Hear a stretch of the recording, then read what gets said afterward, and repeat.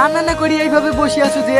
চিড়িয়াখানায় ঘুরতে যাবা না? না আজকে থাক, ভালো লাগছে না, অন্যদিন যাব। দেখো তুমি আমার সাথে 10 দিন সময় লিছো, আজ 7 দিন হয়ে গেল। তুমি যাও বা না যাও, আমি কিন্তু 10 দিনই দেবো। আমি ভালো করে বুঝতে পারি তুমি আর আমাকে চাও না। আমি আর তোমাকে কষ্ট দিতে চাইনি। যেদিন দিন আছে সেদিন দিন আমাকে আর কোথাও ঘুরতে নিয়ে যেতে হবে না। তুমি আমার একটা শেষ ইচ্ছা পূরণ করবা। কি ইচ্ছা বলো? তোমার মনে আছে বিয়ে 2 দিন পর আমার পায়ে মোচ লেগেছিল?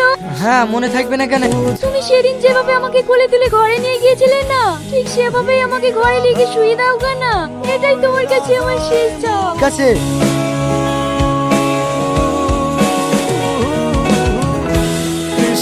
এই চিঠিটা তুমি পড়ছো মানে আমি হয়তো আর বেঁচে নেই। অবশেষে আজ তোমাকে মুক্তি দিলাম। কোনো মেয়েই পারবে না তার স্বামীর ভাগ অন্য কাউকে দিতে, কিন্তু তোমাকে যে আটকাবো সেই ক্ষমতাটুকুও আমার নেই, কারণ আমি ক্যান্সারের রোগী।